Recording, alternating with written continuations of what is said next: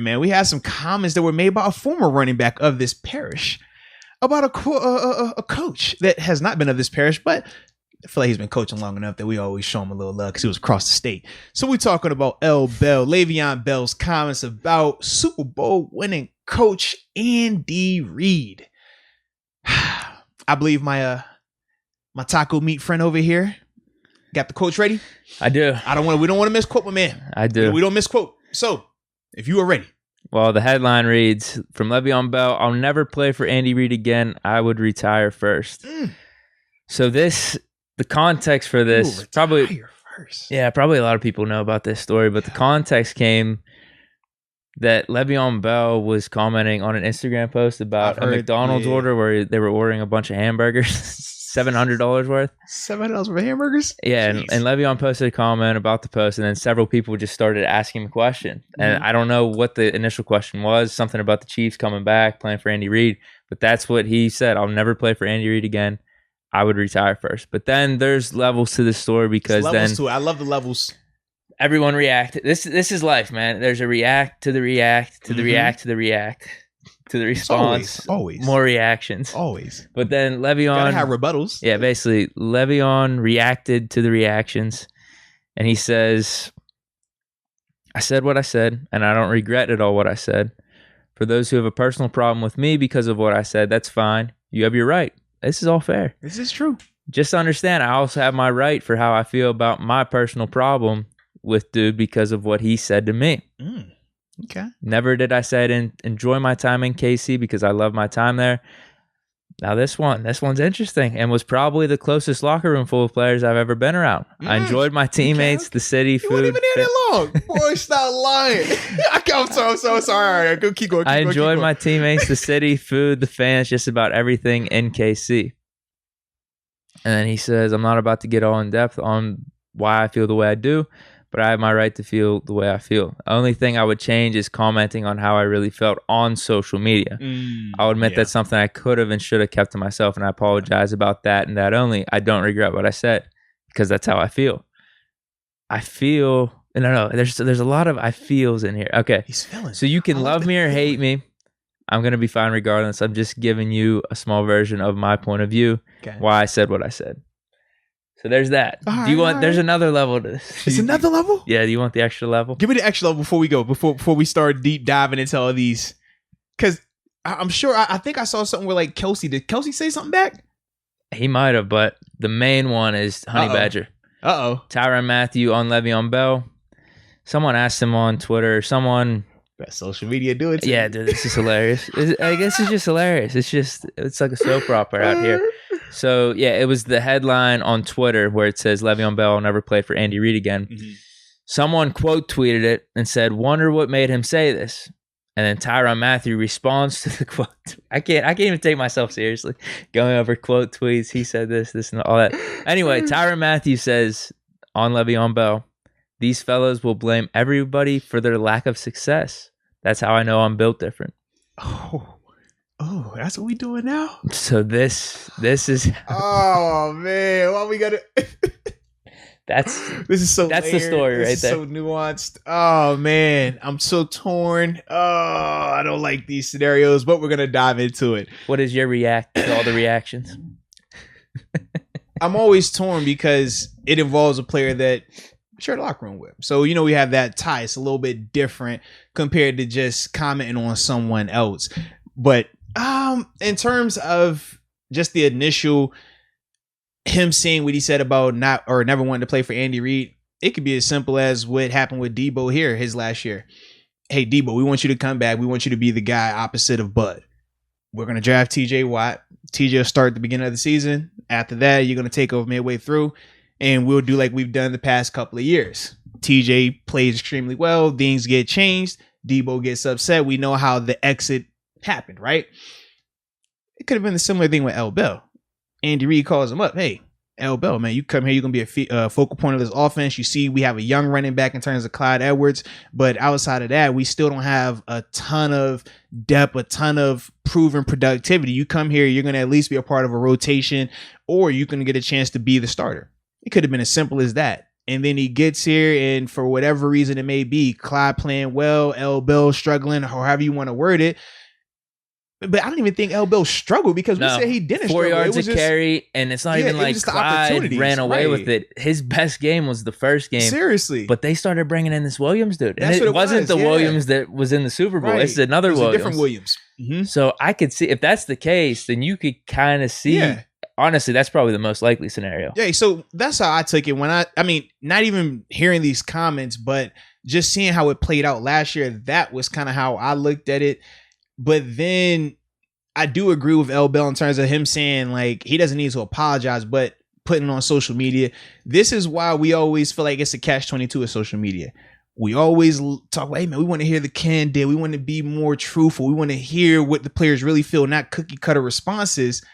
But then when you give these type of responses that aren't cookie cutter, that truly say how you feel, you see how everybody reacts to it. I mean, even in the comment section, people who got on L. Bell, we kind of laughed about it with some of the other players and some of the people that were commenting after the fact on his particular post. But that is the other part. So I agree with L. Bell. Look, man, if you feel that way, bro, don't even put it out there, or do it on like a show, like where you don't have to sit here and be back and forth trying to defend yourself or have your words misinterpreted, because that's what social media happens. I mean, you put out there, I would never play for him. And that's all that's talked about. We had to deep dive 2 different articles to get the rest of the details and stuff. But then the last part in terms of the honey badger. Oh, man. It's one of those scenarios I just feel like, you know, he's a part of that Chiefs community. He's won a ring out there. He's been back to the Super Bowl. He can get away with saying that right now. If it's any other player anywhere else who didn't have that type of success, you're like, bro, chill out. This is L. Bell we talking about. If we're just speaking on what he was able to do during his time frame when he was at his peak, we know L. Bell was viewed as the best running back in this league. He has earned the right to speak about his feelings on certain places and coaches. Like, it's some people that, hey man, yo, you didn't play well enough, or you don't have the longevity, the productivity to speak on that. But L. Bell at least has that part. But in terms of the rebuttal of that, Honey Badger does as well. And that's why I said, man, respect it. That's your opinion. All right, cool. But as a whole, man, I feel like L. Bell, he was cool on everything he did except putting the true films on social. That's the part you can't do. Yeah, that's tough, because now I'm sure there's a lot of people just questioning now.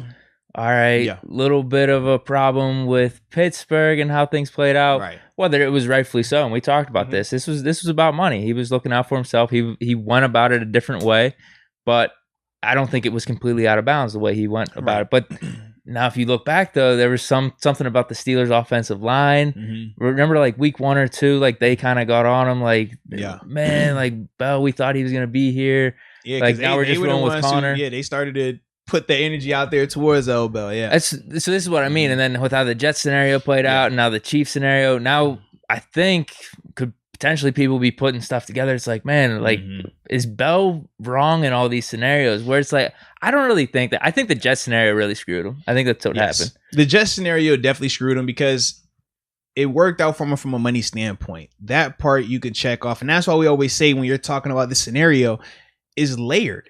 I mean, me being on the inside, me understanding the player's perspective as well as this fan perspective, I still can't sit here and say a clear-cut winner for either side, because as much as we like to sit here and point the finger and say, L. Bell, look at your career since you left Pittsburgh, can't L. Bell sit here and say, look at your running game, Pittsburgh Steelers, since I've left? What have we been talking about these past 2 years, right? We need a running back. We need consistency. We tried to make James Conner that, right? Now James Conner isn't even here. We're hoping it's Najee. So both realistically lost, because if we had a running game throughout these past couple years consistently and that was going to be available to us, we could be talking about, man, we already got a Lombardi. We got to get another one realistically. So both parties lost in some fashion, and both parties won in a fashion as well. But it's unfortunate, man. It is, because I don't think those sentiments are brought up at all if he didn't post it to social media, because no one would have thought there was a problem in his Chiefs scenario at all. I agree. Because now you just look back, all right, Pittsburgh, it was just money type of thing, move on. Jets, we're blaming that all on Gase and the Jets organization, not Bell at all. He got out of there. And then Chiefs just didn't work out exactly how he wanted. But now with how it played out and how he sent this tweet out, or not tweet, but the Instagram response, it's like, oh damn, dude, now it's not a good look. That's what it is, man. The social media shit. It's not. And like you've even talked about it. I never had a problem with Bell. I've always liked Bell. Yeah. And you always said he was a really good teammate. So that's the thing. Super cool, ton of fun. It just sucks. I hope his reputation doesn't go down like this. I hope he can get another chance somewhere. But this is why we say like the business element is what ruins it for us at the professional level. Like we all still love the game, but the politics and the business is what makes it a headache, because as I just broke down a little bit, the L Bell and Steelers organization standpoint and how that departure went, but because as fans, we love the team. Now for L Bell, he deals with the nonsense of, even if he's not on the Steelers anymore, he still has to deal with that, right? As a player, do you really think we want to deal with some stuff from 2 organizations ago on something that if you really said, hey, if you were in that position as a fan, you would have sided with L Bell, you would have done what he did more than likely. Like, that's the thing. It's just like we feel like in sports, this is the only time we side with the corporation over the little guy. If we're talking about our regular day-to-day lives, our regular job, we're always talking about what? Stick it to the man, stick it to the man. We want the employee to get paid more. We want minimum wage raise. But when it comes to sports, it's team. We care about the organization more than the employee, more than the players. So imagine if we said, man, we cared about Walmart more than Walmart paying their employees, or we cared about McDonald's more than McDonald's paying their employees. Man, we would feel some type of way about that. And that's ultimately what you deal with as a professional athlete. And that's what L Bell, unfortunately, has to keep dealing with. But it comes with the territory. Well, here's the thing with Bell, though. He's the one responding. I know. That's someone's bringing up something with the Steelers. He's like, oh, man, they should have paid me. Yeah. So, like, if he doesn't respond to that. But it goes to your point, though. Mm-hmm. Honestly, like, that's kind of cool, him doing that. He's just giving the natural response of, like, this is how it played out in my mind. Let's be real. If somebody says something to you on social media, your natural instinct is to defend yourself, right? If someone says something to you out just in the open, your natural response is to have a rebuttal. You're going to say something to take up for yourself. So L Bell does it, but the problem is, because of his platform, you can't reply like that. It's scrutinized when you reply like that. So like I said, it's the gift and the curse. We love it as players because obviously the platform, the money is great, and you're playing this game that you love. But this is the other side where a lot of people, I know this is a part of my reason of leaving as well, man. Like, you don't want to deal with just the nonsense of the business and the politics associated with being a professional athlete. That part is different, man. Yeah. L Bell. I said it before. I'd take him back if we didn't sign Harris. So we'll see if he gets. I hope this doesn't hurt his chances to get an opportunity. That's what I'm saying. I mean, it could. The biggest thing with L Bell is going to be when he talks to a team, just getting on the same page, because hearing him, what he said about Andy Reid and him also not wanting to elaborate on it specifically. That's why, for me, knowing from personal experience and seeing how it's played out, both me being a part of it and me being able to witness it, it feels like that. And like I said, I can't confirm it, but that's what it feels like ultimately. So that's my thing, because if it was an incident, incidents come out, incidents get reported, incidents, especially for guys that aren't on the team or a guy that was there for not even a full season. Or they're not covering that up if it was something that went down between those guys, some type of legitimate ill will. But this seems more like just the communication was there, and you probably told something me like, hey, we're gonna need you for a Super Bowl run. Exactly. And now you talk about, well, L Bell's not even dressing in some of these games, and this is L Bell, a couple years removed, he's arguably the best running back in the league, right? Yes, you're gonna feel some type of way about that. So, yeah, and it's probably not the thing that's on top of Andy Reid's mind at that point in the season. It's like, I'm just trying to win these games. And we said also, sometimes it's not even about the best player being out there. Who is the most, not even not the best player, but who has the most chemistry and continuity and just plays the best with these guys? That's another thing that gets lost. We always are trying to get, best player, but we've shown numerous times where just because you bring in this high quality guy who has all this productivity and is a really good player, if it isn't a fit, it does not matter. So that's the other thing that plays into this thing, man. So for L Bell, I think that him getting into wherever he's going to go and talking and getting a legitimate conversation of this is what the expectations are. But even if they change, you cannot act crazy. You have to handle it a certain way, which I will say this with L Bell. This is coming out in June.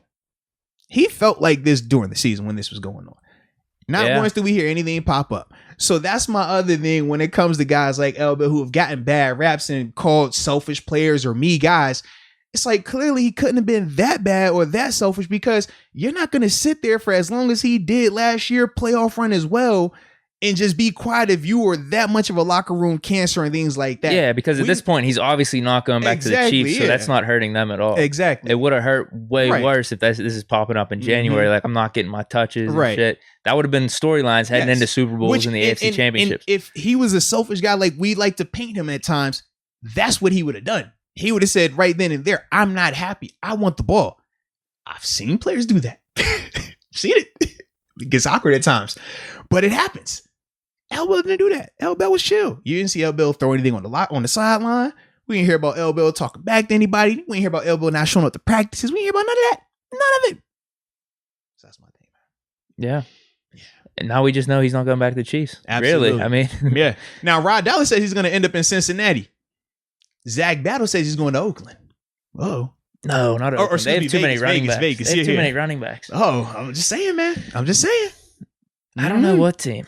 Actually, probably your Bills could use him, huh? Well, yeah, they definitely could, man. They definitely could. So they didn't draft anyone, right? No, they didn't. They still have Moss. And they Singletary. have, so he could go up there. Now, once again, though, the biggest thing with L. Bell is this. Could L. Bell contribute in a rotation? Yes. He can contribute to anybody's rotation. We talked about he can still pass block. He can obviously catch out the backfield. You can't use his running style without a really good offensive line. That's the only thing that you would have to be concerned with. But if you're not asking L. Bell to be a 20, 30 touch guy, if you're talking about him in a rotation and maybe 10 touches or 5 touches a game, yes, he can play in that role for a fact. So I think the opportunities are limitless. The biggest thing is going to be, number one, what is he willing to play for? That's more in the conversation now. Now, we think the money's going to be low, probably minimum for where he's at this stage and what he's been coming off of. But regardless of what they're willing to offer, it's what he's willing to say, I will come back and play for. We talked about that with AB as well when he was going through his situations.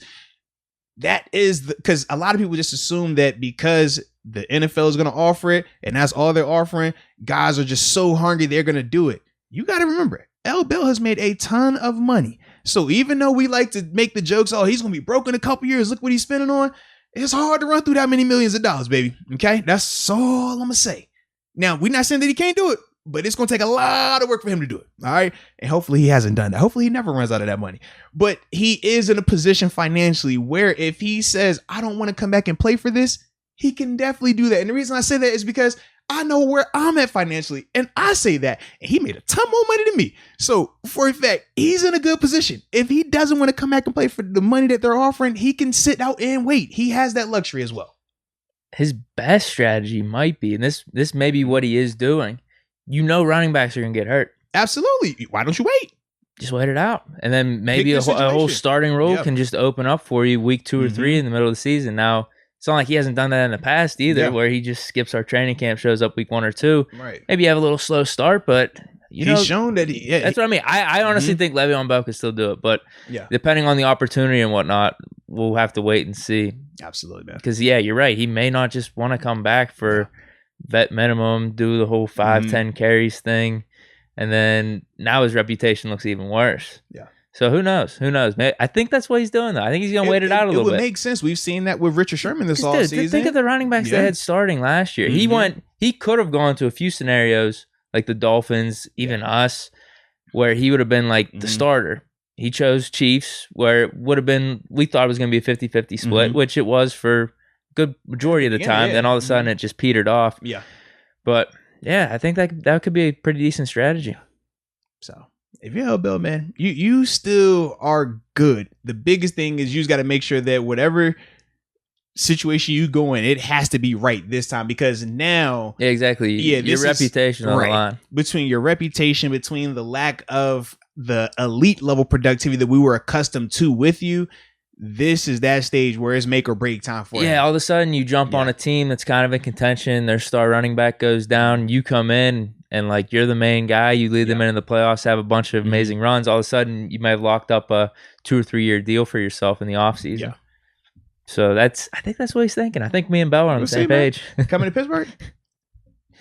Dude, I wouldn't mind it. We got Harris, so we're good. But you already said it. Injuries happen. Not saying that we want that Najee would get hurt, but you can, like, all right, Najee, you don't have to play 100% of the snaps, maybe 97%. That 3% could go to L. Bell or Kalen Ballage or Jalen Samuels or Benny Snell. You see that face right there? No, I get it. I would like Bell back, but I want to give Harris the shine, man. Like, we just drafted him. That's what I want. I don't want any just potential controversy with that. I'm with you 100%. I just want to give it all to Harris. So unless, like you said, if something tragic happened, then you call it Bell. But no, we don't. We're sticking with Harris, man. We're rolling with Harris.